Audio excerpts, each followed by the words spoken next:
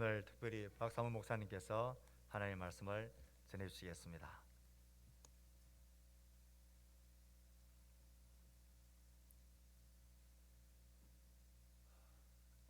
예수님 세상에 태어나셨을 때 아기 예수님께 와서 경배를 드린 사람들은 두 무리였습니다.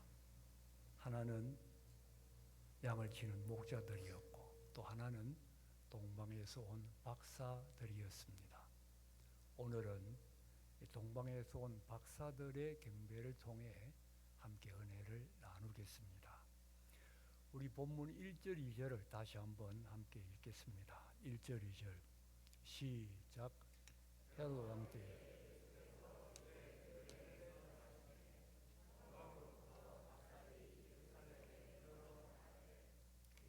왕으로 나시니가 어디 계시냐? 그가 동방에서 그의 별을 보고 그에게 경배하러 왔노라 하니. 동방에서 박사들이 왔다 그랬습니다. 이 동방은 유대에서 볼 때 동쪽, 지금의 페르시아, 옛날에 바벨론 이런 나라들이 있던 곳이 동방입니다. 박사들이 왔다라고 했는데 헬라어를 보면 마고스, 복수는 마고이라는 단어인데 당시의 사제들 또 점술사들 이런 직업을 가리키는 단어고, 그러나 그 당시 사회에서는 굉장히 높은 아주 고위직에 속하는 그런 사람들이었습니다. 별을 보고 왔다는 것을 생각할 때 아마 이들은 별도 연구하는 그런 사람들이었겠다 생각할 수 있습니다. 교회는 오랫동안 이 박사가 세 사람이었다 그렇게 생각했습니다. 왜냐하면 그들이 드린 예물이 세 가지였기 때문입니다. 그런데 성경 어디를 읽어봐도 이분들이 세 사람이었다는 이야기는 없습니다. 그냥 복수로 되어 있습니다. 그래서 찬송가도 옛날은 동방박사 세 사람 이랬는데 오늘 불렀지. 오늘은 동방에서 박사들 이렇게 바꿨습니다. 이것은 정확하게 잘 바꾼 것입니다. 별을 보고 왔다. 그래서 이 별에 대해서 말이 많았습니다. 과학자들은 이게 큰 별똥별이었다. 여러분 별똥별을 알죠? 이게 동방에서 유대 쪽으로 싹 사라졌다. 뭐 이렇게 이야기하기도 하고, 또 어떤 과학자들은, 어떤 사람들은 이 별이 두 개가 합쳐졌다. 그러면 특별한 빛을 발하니까 그런 별이었을 것이다. 이런 주장들도 있습니다. 그러나 우리가 성경을 보면 이런 이야기들은 맞는 말이 아닙니다. 왜냐 보면 여러분 9절을 한번 보세요. 9절을 한번 보면 9절 한번 띄워 보십시오. 9절 같이 읽어보겠습니다. 시작. 동방에서 보던 그 별이 문득 앞서 인도하여 가다가 악이 있는 곳 위에 머물러 서 있는지라. 여기 별이 박사들을 예루살렘에서 베들레헴으로 인도해 갔다 그랬는데, 중요한 것은 이 별이 무슨 별이냐 하면 동방에서 보던 그 별이라 해요. 같은 별입니다. 이 말은 무엇을 의미합니까? 이 별은 동방에서부터 박사들을 여기까지 인도해 왔다는 뜻이에요. 그러면 별똥별이 안 되죠. 뭐 별이 두 개였다 그것도 말이 안 되죠. 인도를 해야 되니까. 이 별은 박사들을 인도하기 위해서 하나님께서 보낸 특별한 별입니다. 왜냐하면 여러분 이 별이 지금 예루살렘에서 베들레헴까지 박사들을 인도했고 또 예수님 계신 곳 위에 머물러 섰다 했는데 예루살렘에서 베들레헴까지 4km밖에 되지 않습니다. 그 말은 천체에 있는 별은 예루살렘에서 보나 베들레헴에서 보나 거기 있습니다. 똑같습니다. 그런데 인도를 못합니다. 인도했다는 말은 이 별은 천체와 지상 사이에 하나님께서 박사들을 인도하여 보기 위하여 보내신 특별한 별이었다. 그래서 그 별이 박사들을 인도를 했고, 마치 이스라엘 백성들이 광야에서 불기둥, 구둥기둥으로 하나님 인도하셨듯이 하나님께서 박사들을 인도하기 위하여 만드셨던 특별한 별이었다. 이렇게 생각을 해야 할 것 같습니다. 박사들이 동방 사람인데 어떻게 별을 보고 예수님께 경배할 생각을 했을까? 이것도 생각해 보면 그렇잖아요. 우리가 알아야 할 것은 구약 시대의 이스라엘 백성들만 하나님을 섬겼던 것 아닙니다. 욥 알잖아요. 욥이 아브라함 시대 사람일 것으로 보는데 그 사람이 동방 사람이, 이 박사들이 왔던 그 지역 사람입니다. 그 지역에 있던 니느웨 성 하나님께서 요나를 통하여 회개시켰잖아요. 더 중요한 사실이 있습니다. 그 지역으로 결국 유대가 망할 때 유대 백성들이 포로로 끌려가요. 끌려갔는데 돌아올 때 70년 후에 다 안 돌아옵니다. 남아있는 사람들이 더 많았어요. 그들 남아있었고 그들이 끼친 영향, 이 모든 것을 종합하면 당시에 동방에도 얼마든지 하나님 섬기는 사람들이 있었고 구약을 아는 사람들이 있었고 메시아를 기다리는 사람들이 있었겠다 하는 것을 우리가 생각할 수 있습니다. 이 박사들이 그런 사람이었고 그들이 별을 연구하는 가운데 메시아 탄생을 알려주는 별이다 하는 확신이 든 별이 나타났고 그래서 그 별을 보고 따라왔다. 이렇게 생각할 수 있겠습니다. 그러면 오늘 이 박사들의 경배를 통해서 우리가 배워야 할 것이 무엇이냐, 이들이 주는 교훈이 무엇이냐 하는 것을 생각해 보겠습니다. 첫째는 자, 한번 읽어보겠습니다. 시작. 박사들의 수고입니다. 박사들의 수고. 박사들이 예수님께 경배하기 위해서 많은 수고를 했다 하는 뜻입니다. 제가 어떤 분하고 이야기를 하는데 이분이 뭐라고 하냐니까 자기는 박사들이 하룻밤에 온 줄 알았대요. 별 보고 와서니까 하룻밤에. 여러분은 한 며칠쯤 걸려서 왔을까라고 생각하고 있었어요. 여러분, 지금 동방에서 이 예루살렘 베들레헴까지 성경에 사람들이 오는데 얼마 걸렸다는 기록이 있습니다. 에스라 7장을 보면 포로에서 자유를 얻은 이스라엘 백성들, 유대 백성이 돌아오잖아요. 돌아오는데 출발한 날이 1월 1일, 도착한 날이 5월 1일. 몇 달 걸렸습니까? 4달 걸렸어요. 지금 거기를 박사들이 온 거예요. 하룻밤에 온 것이 아니고 2, 3일 걸려서 온 게 아니에요. 더구나 또 생각해 봅시다. 자, 이분들은 뭘 보고 왔어요? 별 보고 왔죠. 별은 낮에 있습니까? 밤에 있습니까? 그럼 낮에는 어떻게 합니까? 자야 돼요. 밤에만 오는 거예요. 밤에만. 그 먼 길을 강도 있고 사막도 있고 골짜기도 있고 강도의 위험도 있는 그 먼 길을 그 위험을 무릅쓰고 고생을 무릅쓰고 오는데 그것도 밤에만 왔다. 여러분, 이분들이 얼마나 수고했는지 이제 좀 실감이 납니까? 엄청나게 예수님 앞에 단 한 번의 경배를 드리기 위하여 많은 수고를 했습니다. 이것이 우리에게 무엇을 교훈하느냐? 오늘도 우리가 예수님에게 가까이 나아가기 위해서, 예수님과 더 가까워지기 위해서 많은 수고를 해야 한다는 사실입니다. 아니, 예수님 우리가 부르면 금방 대답하시고 나와 함께 계시는데 맞습니다. 예수님 우리가 쉽게 만날 수 있습니다. 목자들도 뭐 별 수고하지 않고 와서 예수님께 경배했습니다. 그러나 많은 경우 우리가 주님과 가까워지고 주님과 가까워진다는 말은 더 은혜의 세계에 들어간다는 뜻이지요. 더 주님과 친밀한 교제를 나눈다는 뜻이지요. 그런 삶을 살기 위해서는 수고를 해야 됩니다. 수고가 뭐냐?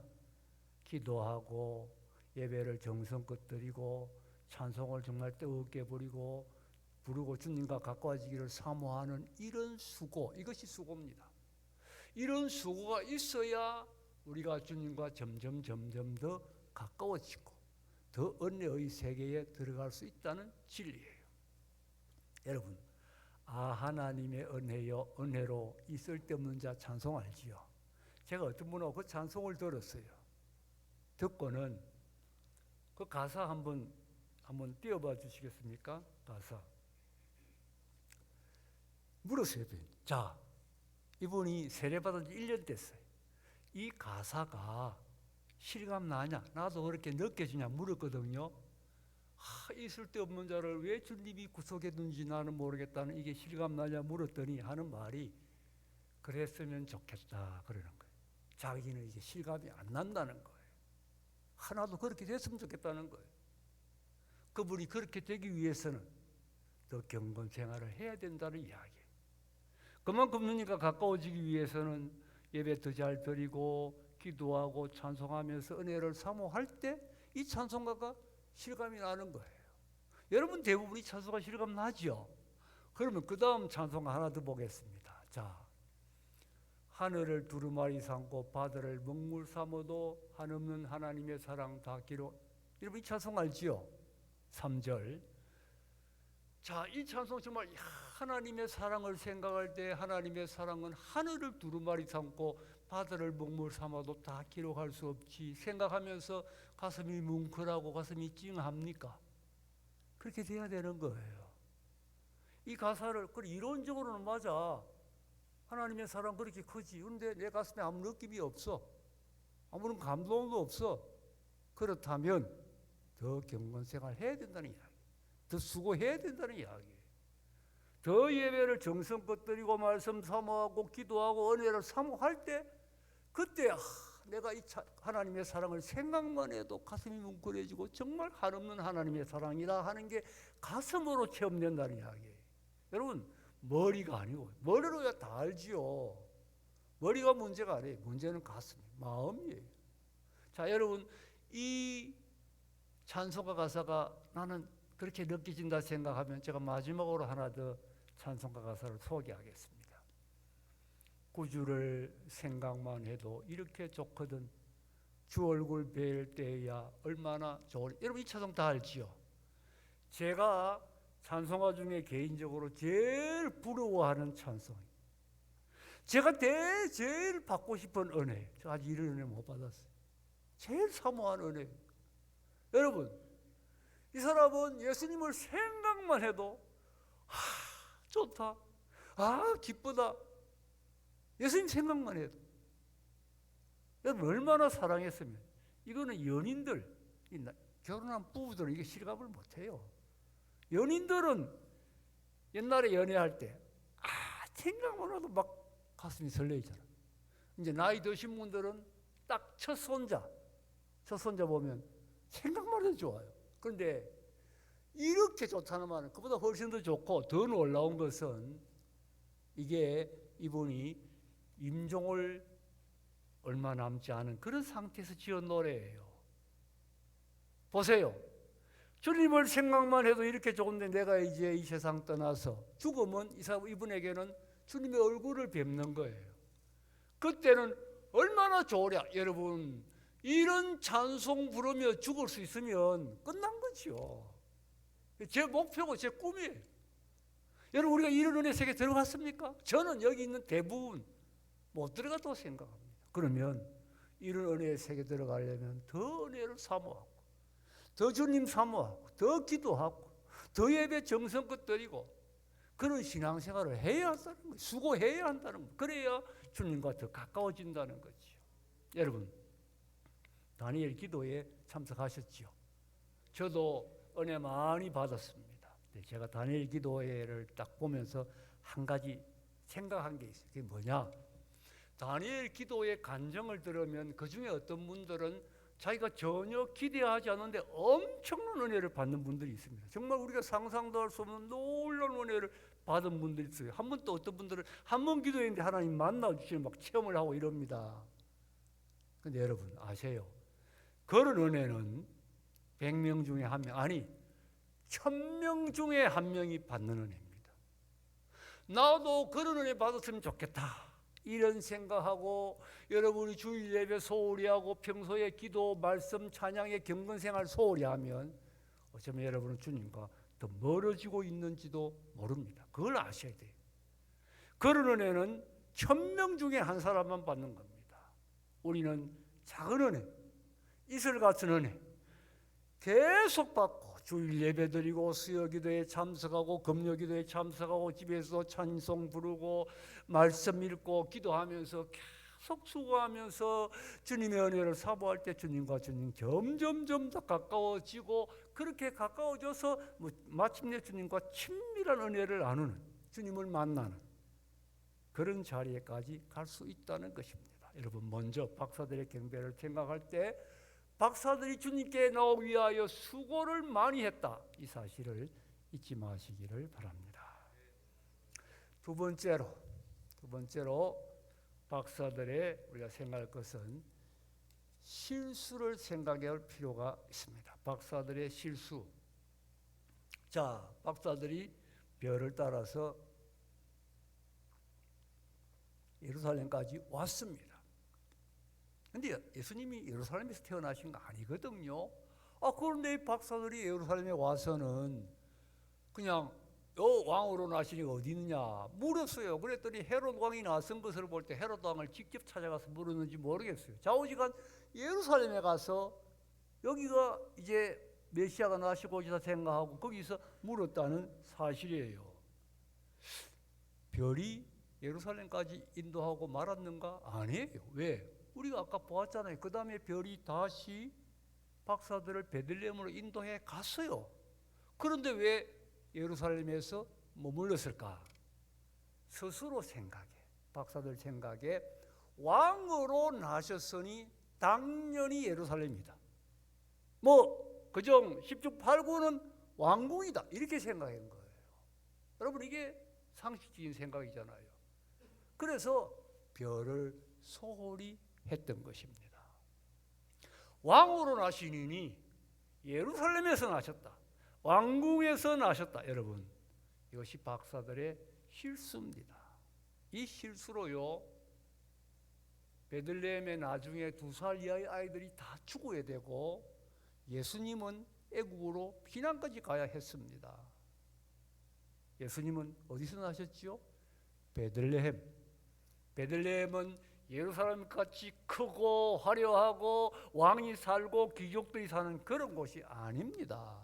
아주 작은 마을. 학자들은 그때 아마 베들레헴 인구가 한 300명 이렇게, 물론 정확하게는 알 수 없습니다. 그만큼 작은 마을이었어요. 그것도 그 마을에서조차 태어나실 곳이 없어서 어디 태어났죠? 마구간에서 마구간에서 짐승의 우리에서. 여러분, 이건 무엇을 의미합니까? 주님 만약에 왕궁에 태어났다 그러면 가난하고 낮고 천한 사람들이 편안하게 주님께 다가갈 수 있겠습니까? 가장 낮은 사람, 가장 천한 사람, 가장 가난한 사람 다 품에 안으시겠다는 주님의 마음이 마구간에 태어나신 이 사건 속에 있다는 이야기예요. 여러분 가운데 아무리 가난해도 짐승의 우리에서 태어나신 분은 없잖아요. 그런데 주님은 그보다 더 낮은 곳에서 태어나셨어요. 우리 모두를 품에 안겠다 하는 마음을 보여주셨다는 진리입니다. 하나님을 가까이서 좀 만나서 기도했으면 좋겠다 하는 생각을 가진 목사님이 계셨어요. 이 목사님은 어떻게 하나님과 좀 가까이 만날 수 있을까, 교제할 수 있을까. 그래서 교회에서 1층에서 기도하다가 하나님은 높은 곳에 계시니까 2층이 더 낫겠다, 2층에 올라갔어요. 2층에서 기도하다 보니까 하나님은 높으니까 3층이 갔어요. 3층에 하나님 높으니까 3층보다는 종탑, 옛날에는 예배당에다 종탑이 있었거든요. 종탑 아시죠? 종탑 꼭대기 올라가가지고 하나님이 하늘을 향하여 하나님 불렀더니 하나님의 음성이 들리는 거예요. 그래, 내가 여기 있다 이러는데 희미하게 들려요. 그래서 하나님 어디 계십니까? 목소리가 희미합니다. 나는 여기 낮은 곳에 내 백성과 함께 있는데 너는 도대체 지금 어디 올라가 있느냐? 여러분, 주님은 저 아래에 계십니다. 낮고 천하고 가난한 사람들을 품에 안기를 원하시는 주님의 이 마음을 우리가 헤아려야 합니다. 그렇다면 우리가 성탄절에 아름답게 예배를 드리고 주님을 높여드리고 그야말로 성탄절 장식과 예물과 모든 것을 다 생각하면서 우리 주위에 가난하고 헐벗고 어려운 사람들을 외면한다면 주님은 서운하게 생각하실 수 있습니다. 주님이 보여주신 마음은 주위에 어려운 사람들, 불쌍한 사람들, 가난한 사람들, 도움이 필요한 사람들 잊지 마라. 그들 가까이 해라. 그들 도와주라. 이게 주님의 마음이었다는 거지요. 톨스토이의 이야기에 이런 게 있습니다. 어느 구두방 아저씨가 있는데 이 아저씨는 예수님 한 번 만나는 것이 평생 소원이에요. 예수님 한 번 만나면 좋겠다. 기도할 때마다 예수님 나를 한 번 만나주세요. 한 번은 잠을 자는데 꿈에 예수님께서 그래 내가 내일 너를 만나러 갈게.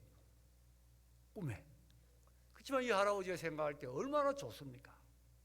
야 이제 내일 돼가지고 오늘 예수님이 오신다. 정성껏 먹을 걸 준비하고 아침부터 기다리는 거예요. 예수님 안 오셔. 점심 때쯤 됐는데 웬 거지가 마침 겨울인가 봐요. 추위에 벌벌 떨면서 들어와서 자기가 배고프다고 먹을 걸 달라고 그러는 거예요. 거지가 너무 불쌍해. 이 추운 겨울에. 그래서 예수님 주려고 준비했던 먹을 것을 좀 줬어요. 거지가 맛있게 먹고 갔어요. 예수님 기다리는데 예수님은 안 오시고 청소부 아줌마가 주위에서 밖에 청소한다고 막 떨고 고생하다가 아유 여기 몸 좀 모이고 싶습니다 하고 들어와서 근데 혹시 내가 지금 배고픈데 먹을 것은 없습니까? 불쌍한 걸 보니까 그래서 또 청소부 아줌마한테 먹을 걸 좀 줬어요. 보냈습니다. 예수님은 기다려 또 안 오시고 저녁 때쯤 됐는데 이번에는 보따리 장수 할머니가 또 수에 벌벌 떨면서 들어와가지고 내가 너무 추운데 좀 살짝 몸 좀 놓이고 갑시다. 그런데 지금 내가 배고픈데 혹시 먹을 것 좀 없습니까? 예수님 드리려고 준비했던 음식을 또 드렸어요. 할머니 몸 놓이고 먹고 가셨어요. 예수님은 안 오셨어요. 자는데 꿈에 예수님이 또 나타났어요. 여러분 이건 이 톨스토이의 이야기입니다. 또 나타나셨어요. 그래서 할아버지가 따졌어요. 예수님 어제 예수님 우리 집에 오신다 했는데 왜 안 오셨어요? 예수님 말씀이 무슨 말이냐? 내가 너를 어제 3번 찾아갔는데 너는 나를 3번 다 따뜻하게 대접했단다. 여러분 마태복음 25장에 양과 염소의 비유 아시지요? 거기 예수님 하신 말씀이 뭐예요? 지극히 작은 자 하나에게 한 것이 누구에게 한 것이라고요? 내게 한 것이다. 예수님께서 너희 중에 지극히 작은 자 하나에게 한 것이 내게 한 것이다. 여러분 이 말씀을 말씀 그대로 믿으세요. 100% 하나님 말씀 그대로 믿으세요. 그게 예수님에게 하는 겁니다. 가난한 자들, 소외된 자들, 불쌍한 자들, 또 특별히 영혼이 불쌍한 믿지 않는 자들, 불쌍한 사람들 아닙니까? 그들에게 관심을 갖고 사랑을 베푸는 것이 주님이 기뻐하는 성탄의 의미다. 우리가 이것을 잊지 말아야 합니다. 마지막으로 생각할 것은 3번째 읽어보겠습니다. 시작. 박사들의 경배입니다. 마지막으로 박사들이 예수님께 드린 경배를 생각해 보십시다. 그 먼 길을 와서 그 높은 박사들이 아기 예수님 앞에 보면 엎드려 절을 하면서 예물을 드리죠. 뭘 드렸습니까? 황금, 유향, 모략. 아까 우리 찬송가를 보니까 그 황금, 유향, 모략을 잘 설명했던데 황금은 왕권, 왕입니다 하는 뜻입니다. 왕입니다. 유향은 향이에요. 구약시대에 하나님 앞에 향을 태우는 그 향인데 예수님의 삶 자체가 하나님께 드리는 향이었고 특별히 십자가도 향이지요. 그래서 그 향은 찬송가에 보니까 아까 구주라 그랬더라고요. 맞는 의미라고 생각합니다. 그 다음에 모략은 뭐냐? 아까 찬송가에는 죽음이라고 했는데 맞아요. 이 모략은 기름이에요. 예수님 십자가에 못 박기 전에 마리아가 발에 부었던 향유, 또 예수님 무덤에 묻힌 다음에 여자들이 가지고 발을 했던 그 향유, 또 그 예수님이 이제 세상 떠나셨을 때에 아리마다 죄송합니다. 니고데모가 발랐던 그 향유가 다 그런 게 옥합이에요. 이 모략이 그런 향유입니다. 그러니까 모략은 예수님의 순환과 죽음을 의미하는 거지. 어떻게 이런 예물을 드렸을까? 이거 성령님께서 아마 마음에 감동을 주셨겠죠. 그러니 예수님의 전 세계를 의미하는 아주 귀한 예물을 예수님께 드린 것입니다. 그러면 우리는 무엇을 드려야 할 것인가? 가장 귀한 것 드려야 되겠죠. 여러분, 예수님은 그렇게 우리를 사랑하시는데, 우리를 사랑하셔서 저 하늘에 하나님의 본처 영광을 다 버리시고 아기가 되어서 베들레헴 마을관에 태어나셨고 또 우리를 위하여 십자가까지 지셨는데, 이런 예수님께 우리는 무엇을 드려야 할 것인가? 제일 좋은 것 드려야 하지 않겠어요? 제가 생각할 때 두 가지. 첫째는 읽어보겠습니다. 시작. 주님을 사랑하는 것입니다. 주님을 사랑하는 것이 우리가 주님께 드리는 최고의 예물이다. 저는 그렇게 생각합니다. 여러분, 주님이 이렇게 이 세상에 오신 우리를 사랑하기 때문이잖아요. 그렇잖아요, 그렇죠? 하나님도 우리를 사랑하기 때문에. 그런데 사랑의 본성, 사랑의 가장 중요한 본성은 주면 뭐 하고 싶습니까? 받고 싶은 거예요. 아가페 사랑도 마찬가지. 사랑은 주면 받고 싶은 거예요. 여러분, 남편이 아내를 사랑하면 아내도 나를 사랑해 주기를 바라잖아요. 이게 사랑이거든요. 하나님도 우리를 사랑하기 때문에 우리가 하나님을 사랑하기를 원해요. 하나님 제일 원하는 건 그거예요. 여러분, 구약의 내용이 뭡니까? 물론 구약의 내용이 간단하지 않습니다만은, 구약을 간단하게 말하면 하나님은 이스라엘을 사랑했는데 이스라엘은 하나님을 사랑하지 않았다, 이렇게 말할 수 있습니다. 하나님은 이스라엘을 정말 사랑했어요. 이스라엘 백성을.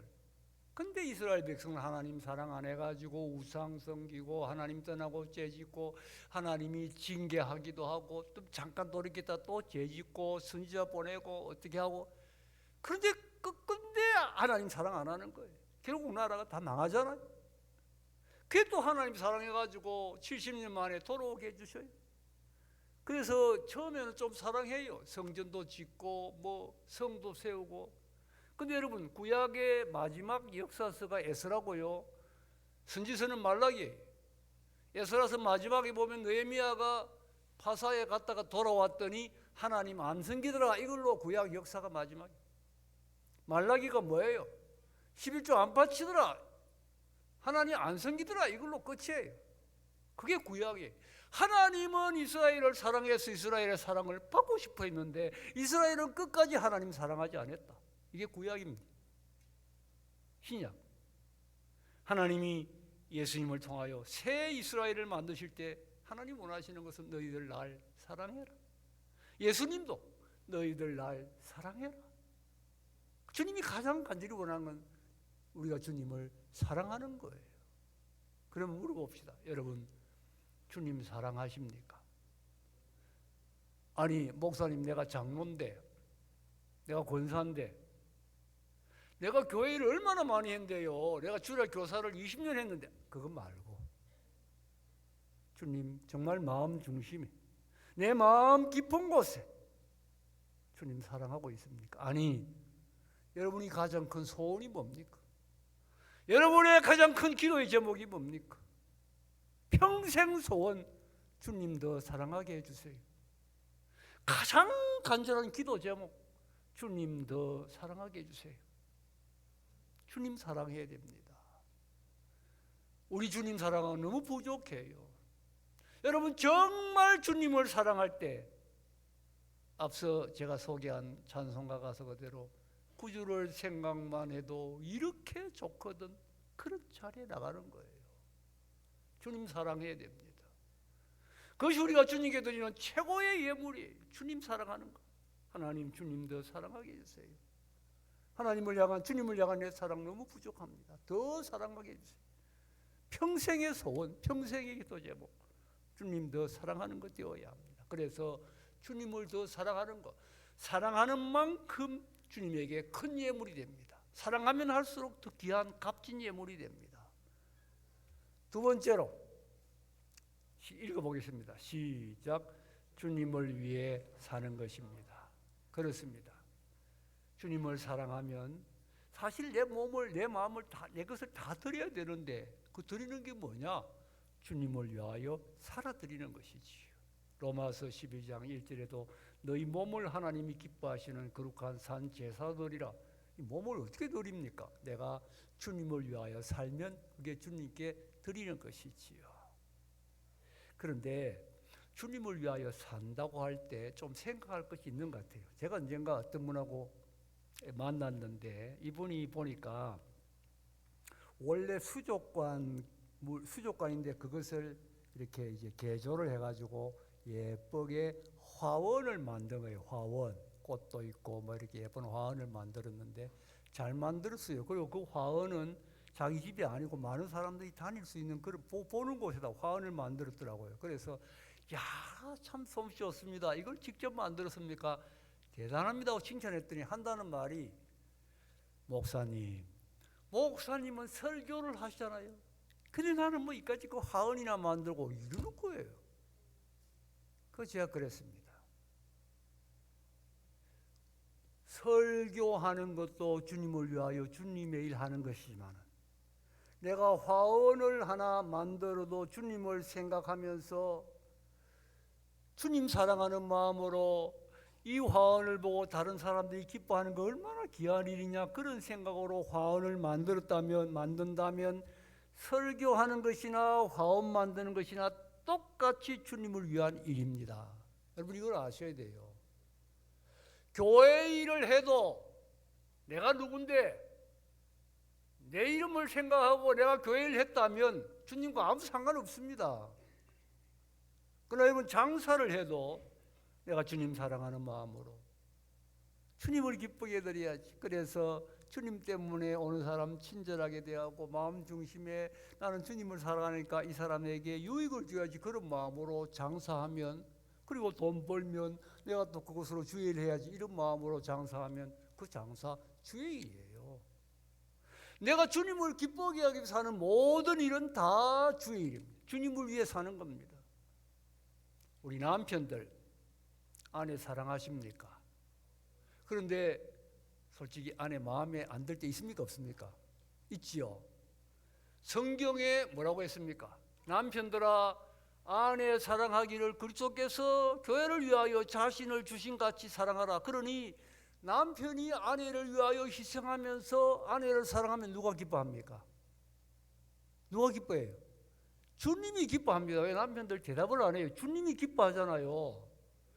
주님이 기뻐하시기 때문에 나는 아내를 사랑하겠다. 아내 사랑하면 그거 주님을 위하여 사는 것이고 그 아내 사랑이 주님께 드리는 예물이에요. 아내들도 마찬가지고요. 우리의 모든 삶이 내가 주님을 생각해서 주님 사랑하는 마음으로 할 때 다 주님께 드리는 예물입니다. 그래서 먹든지 마시든지 무엇을 하든지 주님을 위하여 할 수 있고 그것이 우리가 주님께 드리는 예물이 될 수 있다는 것입니다. 모든 것으로 주님을 사랑하고 주님을 위하여 살아드림으로 주님께 예물을 드리는 것입니다. 박사들의 경배를 생각했습니다. 주님께 한번 경배드리기 위하여 그 많은 수고를 했던 박사들, 은혜의 세계에 더 나아가기 위하여 우리도 수고해야 된다. 꼭 기억하시고 더 수고해서 주님께 더 가까이 나가야 합니다. 박사들의 실수를 잊지 마세요. 주님의 관심은 가난한 자, 어려운 자, 낮은 자, 소외된 자들이다. 관심 가져야 합니다.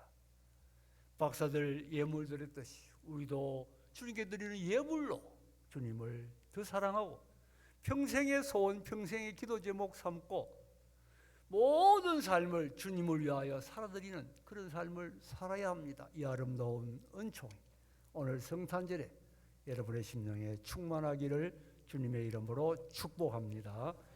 기도하겠습니다. 목사님.